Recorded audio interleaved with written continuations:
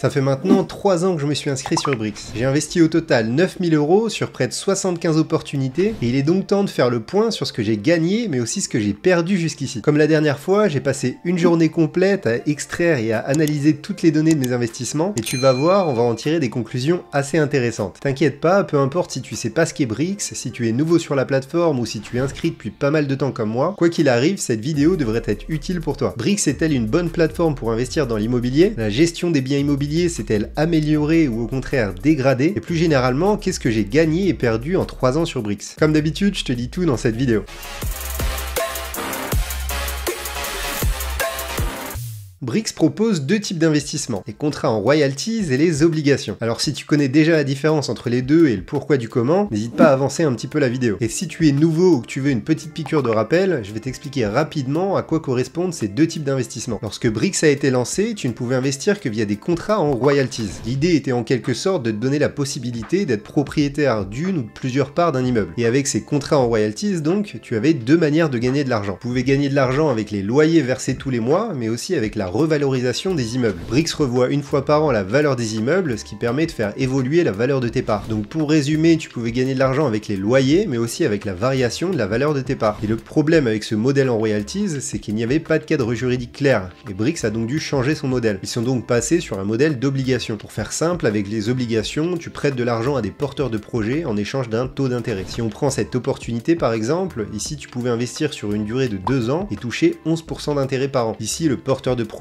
chercher 200 000 € pour transformer ce camping en un parc résidentiel. Avec les royalties, tu investissais donc presque directement dans des biens locatifs, alors qu'avec les obligations, tu prêtes de l'argent pour financer des projets immobiliers. Et comme je te l'ai dit, Brix a arrêté son modèle en royalties et il n'y aura donc plus de nouvelles opportunités. Aujourd'hui, la seule manière d'investir sur des contrats en royalties, c'est de passer par la marketplace. Sur cette marketplace, les particuliers peuvent acheter et revendre leurs parts. De mon côté, j'ai pour le moment 78% de mes investissements en royalties et 22% en obligations pour un total d'à peu près 9000 €. Et maintenant que tu as les idées claires, je te propose de passer en revue ces deux types de contrats en te partageant mes gains et mes pertes. On commence donc avec les obligations.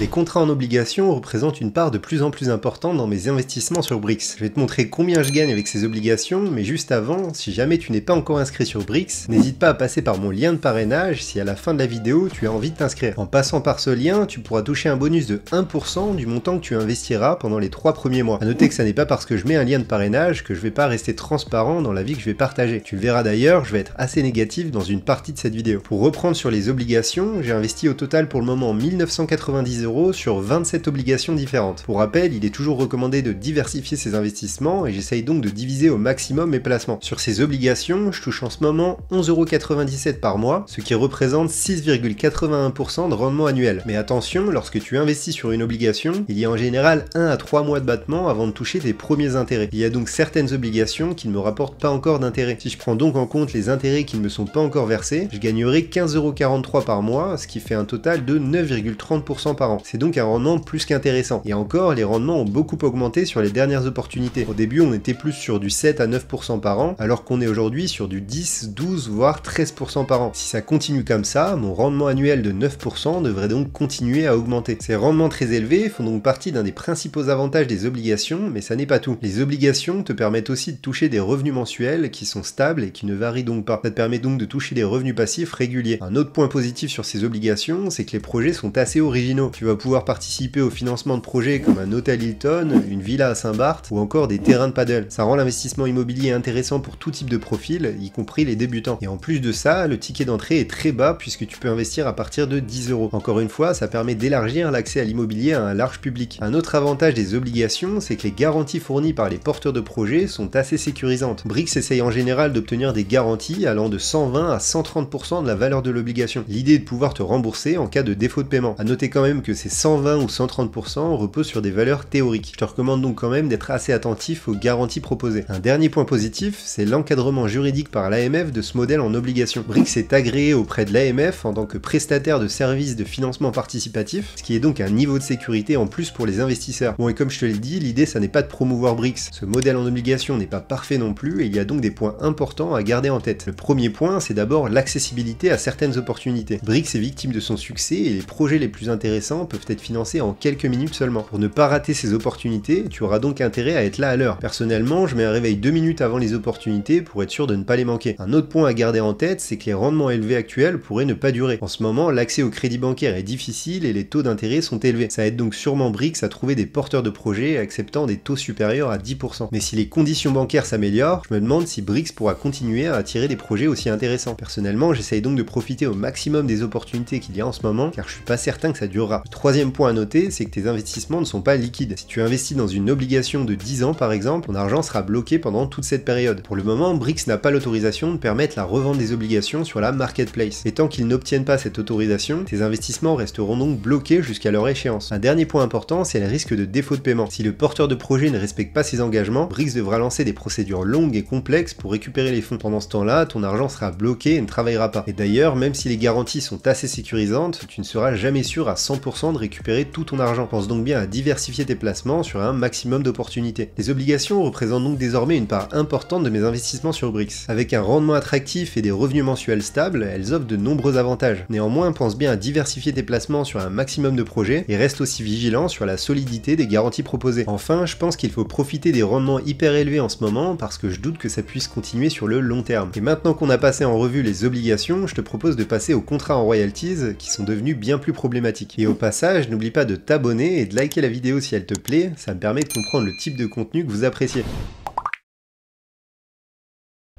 Comme je te l'ai dit tout à l'heure, 78% de mes investissements sont sous forme de contrats en royalties. Ça représente donc un total de 6 900 € distribués sur 48 opportunités. Sur ces 6 900 €, je gagne en moyenne 20,41 € par mois grâce au loyer, ce qui représente seulement 3,54% de rendement annuel. Mes revenus provenant des loyers sont donc en baisse de 8,7% par rapport à ma dernière vidéo. C'est énorme et c'est d'ailleurs sur ce point que je commence à être déçu, voire inquiet. Cette baisse de loyer est principalement due à des nouveaux impayés et des locaux vacants sur des immeubles qui se portaient plutôt bien jusqu'ici. Brix a du mal à gérer les biens en royalties et la situation est de pire en pire. Pour illustrer ce point, je me suis amusé à prendre le fichier Excel que Brix met à disposition pour le suivi des immeubles. Sur ce fichier, j'ai fait une simple formule pour calculer le nombre de mois sans loyer pour chaque année et chaque immeuble et le résultat est assez inquiétant. En moyenne, en 2022, on était à peine à 1 mois sans loyer. En 2023, ce chiffre passe à 1,8 mois sans loyer. Et en 2024, on est pour le moment en moyenne sur une année complète à 2,73 mois sans loyer. On perd donc en moyenne 1 mois de loyer supplémentaire chaque année depuis 2022, ce qui est énorme et montre bien que la situation ne va pas en s'arrangeant. Et là, on ne parle que des loyers. Pour rappel, sur les royalties, tu peux gagner de l'argent avec les loyers, mais aussi avec la revalorisation des immeubles. Et malheureusement, sur ce second point, la situation est encore pire. L'évolution de la valeur de mes Brix ne m'a permis de gagner en moyenne que 2,36 € par mois, c'est-à-dire 0,47% par an. Encore une fois, ce chiffre a bien chuté par rapport à ma dernière vidéo, puisque j'étais à 2,11% par an. Et cette chute est due à deux éléments. D'abord, de nombreux immeubles ont été revalorisés à la baisse, ce qui a fait chuter la valeur de mes Brix. On a notamment l'immeuble Maréchal Foch qui a une valeur qui a chuté de 11% par an en moyenne, ou l'immeuble Longbuisson qui a chuté de 3,9% par an en moyenne. Et la seconde raison, c'est qu'en 2024, Brix a décidé de ne pas revaloriser à la hausse les immeubles puisqu'ils essaient de les revendre. Donc en gros, depuis cette année, soit la valeur de tes Brix baisse, soit elle stagne. Honnêtement, je trouve ça assez maladroit de leur part. Ça veut dire tout simplement que Brix cherche à se débarrasser de ces immeubles et ne veut pas se mettre la pression sur les plus-values à réaliser. Au total, si je prends en compte les loyers et la revalorisation de mes Brix, ça me fait donc un rendement annuel de 3,95% par an et donc 22,77 € par mois. Mon rendement total est donc en chute libre puisque j'étais à 6% dans ma dernière vidéo. Heureusement, depuis que je suis inscrit, j'ai réalisé des gains sur la marketplace d'un montant moyen de 121 € par an. A noter que je n'avais pas pris en compte ce critère dans mes précédentes vidéos. Si on ajoute ce critère, ça me permet d'avoir à présent un rendement annuel de 5,70% et donc de 32,86 € par mois. Alors je vais pas m'amuser à te donner les avantages et les inconvénients des royalties puisqu'ils sont destinés à disparaître. Et tu as bien compris que mon avis est devenu assez négatif par rapport à avant. Le concept en soi est hyper intéressant je trouve, mais il demande une gestion rigoureuse des biens et un marché immobilier plus favorable. Et ces deux dernières cases ne sont malheureusement plus cochées. J'espère donc que Brix va faire des efforts sur la vente des biens et ne va pas les brader.